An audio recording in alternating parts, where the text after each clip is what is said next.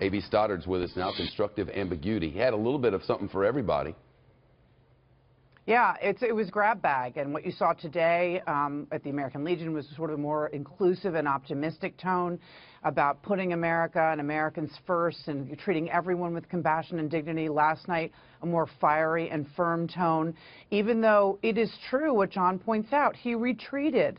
And he has technically softened from his original policy of a deportation force. The deportation force he's talking about putting within ICE is basically the Obama policy. You deport criminals. The rest he was ambiguous about because he doesn't want to say in a speech where he's trying to sort of firm up his base, I'm actually backtracking on this. But that's exactly what it is. And to some, Shep, as you know, who are real hardliners on immigration, any form of staying here without a punishment, without deportation, is amnesty. It is forgiveness, even if you don't get a path to legalization. And so it's going to be very interesting to see what this does to the polls. It's all intentional. It's a purposeful zigzag to try to bring in Republican voters who are voted for Romney and who are rejecting Trump, particularly women with college degrees, who Romney won by 14 points and still lost the election in 2012. So they're trying to have it both ways, fortify the base, grow the vote with Republican, sort of suburban, more moderate voters. We'll see if the grab bag works. Of course, you have to be able to do all that to make this work at this late stage, right? And part of it is capturing the news cycle. And wow, has anyone ever done that like this man?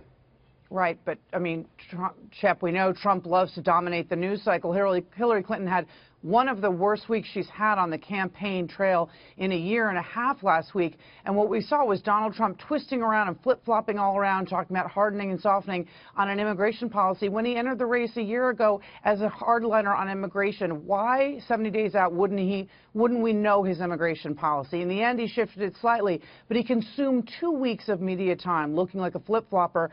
In the end, does that really help you with those suburban voters, those moderate voters, those Republican college-educated women he's trying to bring back into the party if he's lost some credibility in the last 2 weeks? My email from his base suggests that they're happy. They're always happy. They didn't believe a long time ago that he'd build a wall, Mexico would pay for it, or he'd deport all those people, but they like his attitude, and they think he's going to burn it down and shake it up. So I think they're going to stay with him no matter what. So it's that what we should do. I'm with you, Donald Trump. You're exactly right. I know we can't do it, but God, I love hearing you say it. Well, that's what's so interesting about this exercise of changing the immigration policy and spending 2 weeks dominating the news cycle to do so, Shep. Why do you do that in the end if you are going to keep your base, but then you're going to, as I said, maybe cause skeptics who are on the fence about you to think that what you did was not credible, that you're unreliable because you changed your mind late in the game and changed it back several times, sent your surrogates out looking like they didn't know what your policy was, and again, dominated the cycle when it should have been a discussion of Hillary Clinton and the foundation last week. Maybe Stoddard from the Hill. I bet they don't care. We'll see. Thank you. Thank you.